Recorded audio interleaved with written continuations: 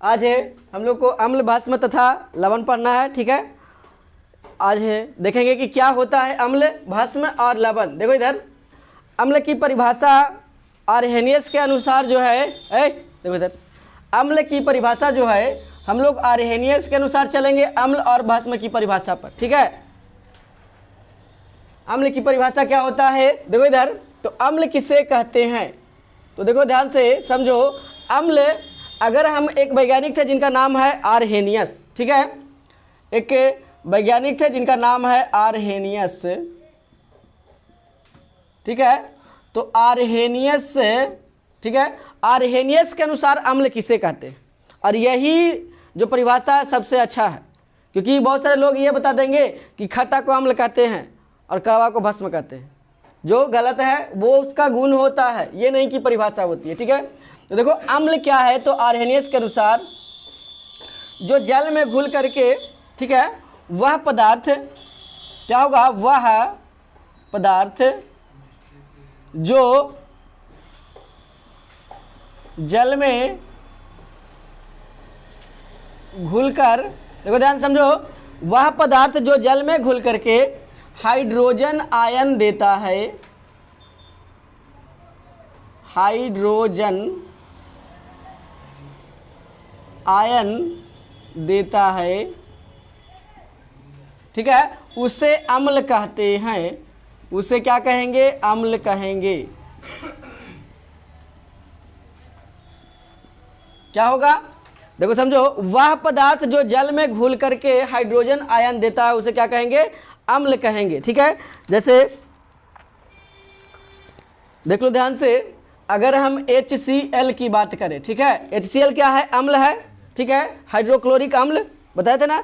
इसको क्या कर रहा है कि जल में घुल करके, मतलब जल का क्या होगा, अणुसूत्र H2O होता है, ठीक है, तो जल में घुल करके क्या देगा, ठीक है, जल में घुलने के बाद क्या देगा ये समझ लो। तो जल में घुलने के बाद क्या होता है, H अलग हो जाता है और Cl अलग हो जाता है। ठीक है, तो ये क्या हुआ, H प्लस हो गया, और H प्लस जहाँ है समझो कि हाइड्रोजन आयन, ठीक है, H प्लस का मतलब हाइड्रोजन आयन। ठीक है, तो क्या होगा कि जब अम्ल जल में घुलता है तो क्या देता है, हाइड्रोजन आयन देता है। ठीक है, जैसे HCl हो गया और H2SO4 हो गया, HNO3 हो गया। ठीक है, बहुत सारे एग्जाम्पल है, H2SO4, HNO3, ये सारे एग्जाम्पल्स जो हैं यहाँ पे हैं। ठीक है, ये सारे एग्जाम्पल्स यहाँ पे हैं। क्या क्या होगा, तो जल में घुल करके जो हाइड्रोजन आयन देता है उसे क्या कहेंगे, अम्ल कहेंगे। ठीक है, जैसे HCl हो गया, H2SO4 हो गया, HNO3 हो गया।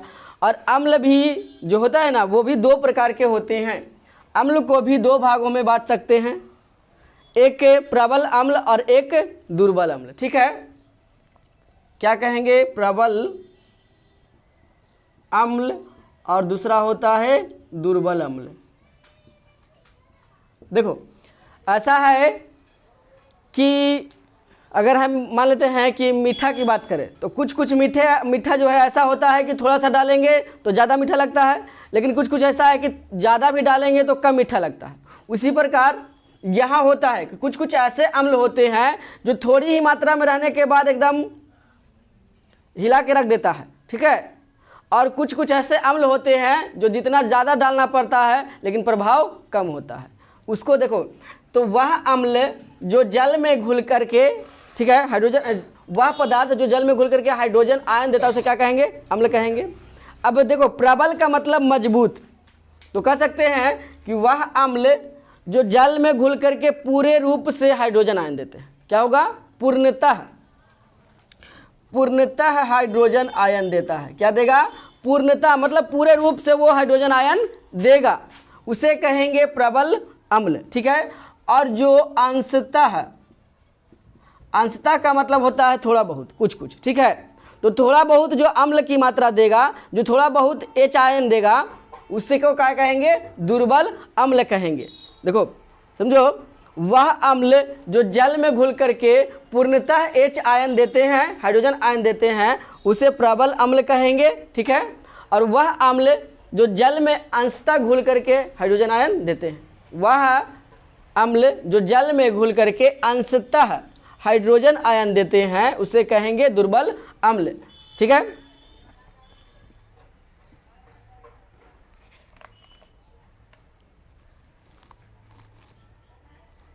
समझ में आया?